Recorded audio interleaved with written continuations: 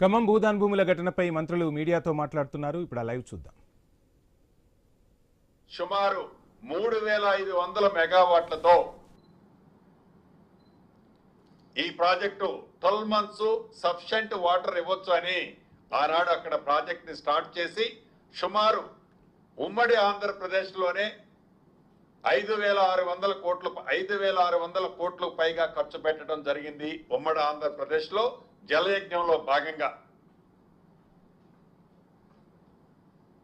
అటువంటి ప్రాజెక్టు రాష్ట్ర విభజన జరిగిన తర్వాత తెలంగాణ ప్రజల కోరిక మేరకు మా నాయకురాలు ఆనాడు యూపీఏ చైర్పర్సన్ గా శ్రీమతి సోనియా గాంధీ గారు తెలంగాణ ప్రజల ఘోషని గ్రహించి తెలంగాణ రాష్ట్రాన్ని ఇచ్చిన తర్వాత మాయమాటలు తమ్మి ఆనాటి ప్రభుత్వం 10 సంవత్సరాలు ఎవరైతే దొరల పాలన జరిగిందో ఆ దొరల పాలన జరిగిన టైంలో వారి టైంలో కూడా ఏదైతే ఈ ప్రాణీయత చేవల్ల తుమ్మిడిహట్టు దగ్గర ఆనాటి ఉమ్మడి ఆంధ్రప్రదేశ్ లో సుమారు 5600 కోట్లు ఖర్చు పెట్టిన ఆ ప్రాజెక్టు మీద వీరు ముఖ్యమంత్రిగా ఉన్ననాటి ఆనాటి ముఖ్యమంత్రి కూడా సుమారు 6400 కోట్లు దీని మీద ఖర్చు పెట్టడం జరిగింది.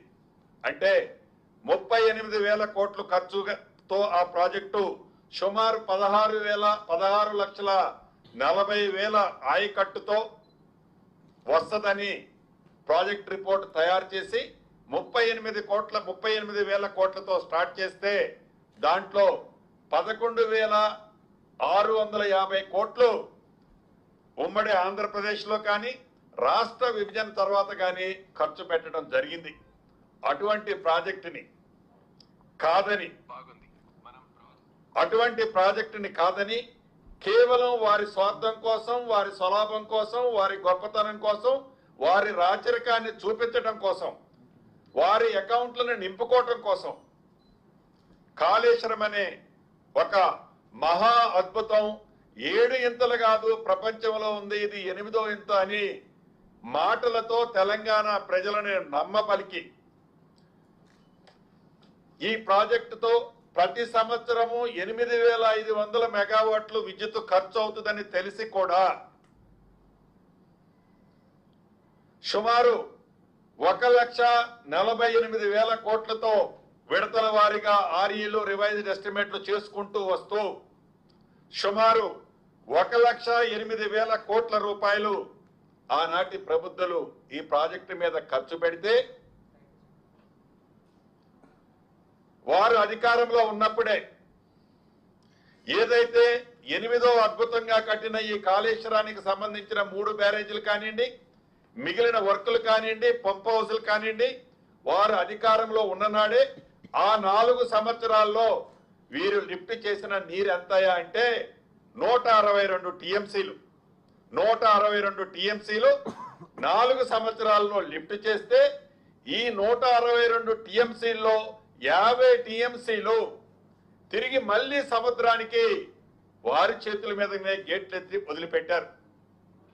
అంటే నికరంగా సుమారు ఈ 1,12,000 13,000 నెట్ ఖర్చు పెట్టి 1,48,000 కోట్ల డిపిఆర్ తో తయారు చేసిన ప్రాజెక్టుతో కేవలం వాడిన నీరెంత అంటే 112 టీఎంసీలు 4 సంవత్సరాలలో.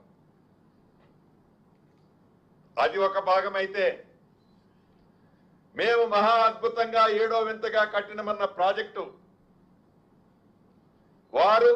వారి హయాంలోనే శంకుస్థాపన చేసి ఆర్భాటంగా ఓపెనింగ్ చేసిన కొద్ది నెలలోనే 2023 అది 7వ నెల అనుకుంటాను, ఎలక్షన్ ముందు వారు చూస్తుండగానే పేక మేడలాగా ఈ బ్యారేజీల పరిస్థితి, ప్రతి బ్యారేజీ లీక్ అయిన పరిస్థితి స్పష్టంగా ఆనాటి ఎన్నికలకు ముందే వారి ప్రభుత్వం హయాంలోనే వారి అధికారులు, వారి ఇష్టమైన అధికారులు అధికారంలో ఉన్ననాడే ఆ బ్యారేజీలు లీక్ అవటం, ప్రతి బ్యారేజీలో కొన్ని పిల్లర్లో కుంగిపోవటం మనం ప్రత్యక్షంగా చూసాం. ఈ చూసిన దాన్ని బట్టి తెలంగాణ ప్రజలు 2023 డిసెంబర్ మొదటి వారంలో ప్రజా ప్రభుత్వాన్ని తెచ్చుకున్న తర్వాత ఏ డ్యాములు అయితే అద్భుతంగా కట్టామని చెప్పిన వాటి మీద కేంద్ర ప్రభుత్వ సంస్థలతో వాటిని పూర్తిగా విచారణ చేయించి ప్రాథమిక రిపోర్టు ఇన్డెప్త్ రిపోర్టు సబ్మిట్ చేసిన తర్వాత దానికి సంబంధించిన గుట్టంతా రట్టైన సంగతి కూడా రాష్ట్ర ప్రజలకి ఇక్కడ ఉన్న మీడియా మిత్రులు కూడా ప్రత్యక్షంగా తెలుసు. తదుపరి పదే పదే కేంద్ర ప్రభుత్వం ఆనాడు తెలంగాణ రాష్ట్రంలో అధికారంలో ఉన్నప్పుడు కేంద్రంలో ఉన్న ప్రధానమంత్రి గారు కానివ్వండి, ప్రతి కేంద్ర మంత్రి గారిని కానివ్వండి, ఆనాడు ఈ రాష్ట్రానికి వచ్చినప్పుడు కాళేశ్వరం ఈ రాష్ట్ర ప్రభుత్వానికి ఏటీఎంగా ఉంది, మేము తప్పకుండా దీని మీద ప్రత్యేకమైన ఎంక్వైరీ చేపిస్తాం, రాష్ట్ర ప్రభుత్వం గనక కోరితే ఏసీబీ ఏదైతే సిబిఐ ఎంక్వైరీ కూడా పెడతామన్నారు. దీన్ని దృష్టిలో పెట్టుకొని కేంద్ర ప్రభుత్వ సంస్థలు ఇచ్చిన నివేదికల ప్రకారం ఒక నిబద్ధత కలిగిన సుప్రీంకోర్టు రిటైర్డ్ జడ్జి ఘోష్ గారిని దీనికి ఒక కమిటీకి వేయటం జరిగింది. వారిచ్చిన రిపోర్టు కూడా మీ అందరికీ గతంలో మేము చూపించాం. అసెంబ్లీ సాక్షిగా ఆ రిపోర్టును పెట్టాం. అసెంబ్లీలో డిబేట్ పెట్టాం. ఆ డిబేట్ లో ప్రధాన ప్రతిపక్షం అద్భుతమైన కట్టిందని చెప్పిన వారు కూడా ఆ డిబేట్ నుంచి ఎట్లా ఎస్కేప్ కావాలనో దారులు ఎత్తుక్కొని ఎస్కేప్ అయిన సందర్భం మీరు చూశారు. తదుపరి దీన్ని కేంద్ర ప్రభుత్వ సంస్థ అయిన ఖమ్మం జిల్లా వెలుగుమట్ల గ్రామంలోని